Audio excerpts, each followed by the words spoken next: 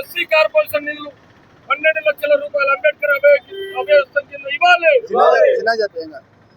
వెంటనే ఇవ్వాలి, విడుదల చేయాలి. ఎస్సీ కార్పొరేషన్ నిధులు వెంటనే అమలు చేయాలి. అంబేద్కర్ అభయస్థం కింద 12 లక్షల రూపాయలు వెంటనే ఇచ్చిన హామీలను డిక్లరేషన్ అమలు చేయాలి.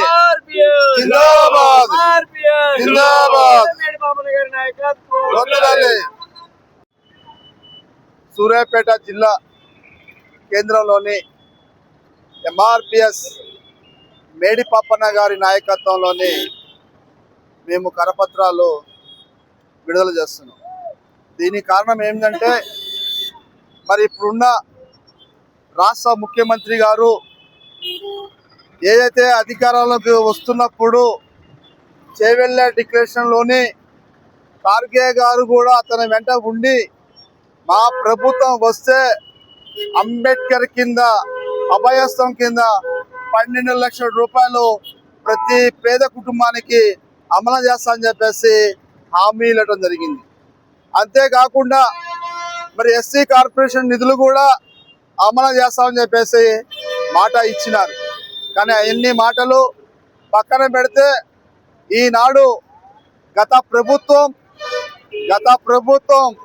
బీఆర్ఎస్ ప్రభుత్వం మరి ఎస్సీ కార్పొరేషన్ ఉన్న నిధులు కొన్ని వేల కోట్ల రూపాయలు ఉన్నాయి. ఆ రోజు ఏదైతే మరి కిరణ్ కుమార్ రెడ్డి గారి నాయకత్వం ఉన్నప్పుడు ఆనాడు డిప్యూటీ సీఎం గారు దామోదర్ నరసింహ్ గారు ఉన్నప్పుడు వారి నాయకత్వంలోని ఎస్సీ ఎస్టీ సప్లా నిధులు కొన్ని వేల కోట్ల రూపాయలు నిధులు ఉన్నాయి.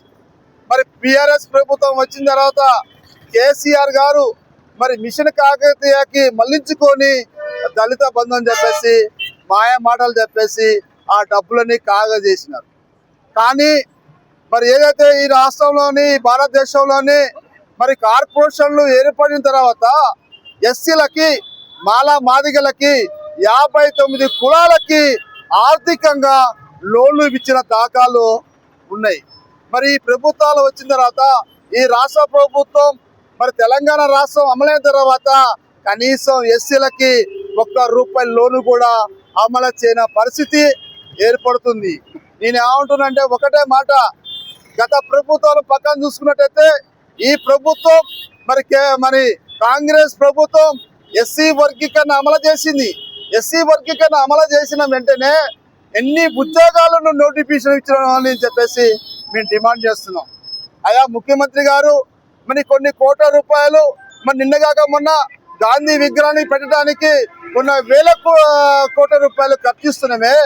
మరి ఈరోజు ఎస్సీ కార్పొరేషన్ నుంచి మేము ఒకటే అడుగుతున్నాం, మేడి పాపన్న మాది గారి నాయకత్వంలోని ఎస్సీ కార్పొరేషన్ నిధులు 10,000 కోట్ల రూపాయలు మీరు ఉంచాలని చెప్పేసి మేము డిమాండ్ చేస్తున్నాం. మరి అదేవిధంగా మరి చేవెళ్ళ డిక్లరేషన్లోని మరి ఖార్గే గారి నాయకత్వంలో అంబేద్కర్ అభయాసం కింద 12 లక్షల రూపాయలు అమలు చేస్తామని చెప్పేసి అన్నారు. కానీ ఒక కుటుంబానికి కూడా 12 లక్షల రూపాయలు కదా, 12 రూపాయలు రాలేదు. ఇప్పటికైనా సరే ఈ ప్రభుత్వాలు కళ్ళు తెరిచి పేదలకి ఎస్సీలకి ఆర్థికంగా ఉన్న వాళ్ళకి వెంటనే మీరు లోన్లు ఏర్పాటు చేయాలని చెప్పేసి మేము డిమాండ్ చేస్తున్నాం. మరి లోన్ అంటే గతంలోనే 2 లక్షలు 10 లక్షలు 15 లక్షల రూపాయలు ఎస్సీలకే కేటాయించేది. కానీ ఈ ప్రభుత్వం ఎస్సీలని పక్కన పెట్టాలని చెప్పేసి ప్రయత్నాలు జరుగుతున్నాయి.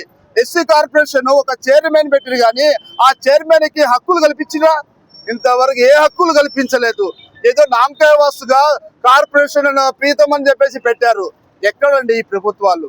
ఇలా ఓట్లు వేసుకొని ఈ రాష్ట్ర ప్రభుత్వం కాంగ్రెస్ ప్రభుత్వం అధికారులకు రాగానే ఎస్సీలను పక్కన పెట్టి ఎస్సీ కార్పొరేషన్ నిధుల్లో అభయాసం కింద 12 లక్షల రూపాయలు లేవు. అదేవిధంగా మా భూములు మాదిగలకి చెందాల్సిన భూములు లీడ్ కాపు తోళ్ల పరిశ్రమల కింద కొన్ని ఎకరాలు 100 ఎకరాలు హైదరాబాద్ గచ్చిబౌలిలో ఉంటే ఒక డిప్యూటీ సీఎం ఆర్థిక మినిస్టర్ గారు వాళ్ళ సొంత బంధువులకి 5 ఎకరాలు కేటాయించారు. దాన్ని వెంటనే వెనక్కి తీసుకోకపోతే రాష్ట్ర వ్యాప్తంగా ఎంఆర్పిఎస్ నాయకత్వంలో ఆందోళన కార్యక్రమం చేపడతామని చెప్పేసి మేము డిమాండ్ చేస్తున్నాం.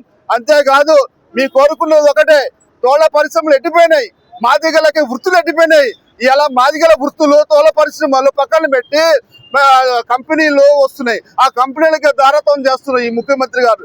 నేను ఒకటి చేస్తున్నా, మీ మీద మాకు గౌరవం ఉంది. దేనికి గౌరవం ఉందంటే ఎస్సీ వర్గీకరణ 30 సంవత్సరాల నుంచి కుంటుపడుతుంది. ఈ రాష్ట్రంలోని సుప్రీంకోర్టు ఏదైతే అమలు చేసిందో ఆ రాష్ట్రాలకి ఫస్ట్సారి తెలంగాణ రాష్ట్ర ప్రభుత్వం మరి రేవంత్ రెడ్డి గారు అమలు చేసినందుకు, అదే విధంగా వర్గీకరణ చైర్మన్ ఉత్తమ్ కుమార్ రెడ్డి గారు అమలు చేసినందుకు వారికి కృతజ్ఞత తెలియజేసినాం.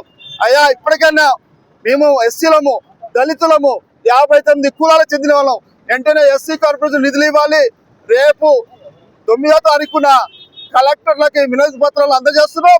30వ తారీఖున చలో హైదరాబాద్ మేము పిలుపునిస్తున్నాం. జై మాదిగా, జై మాదిగా.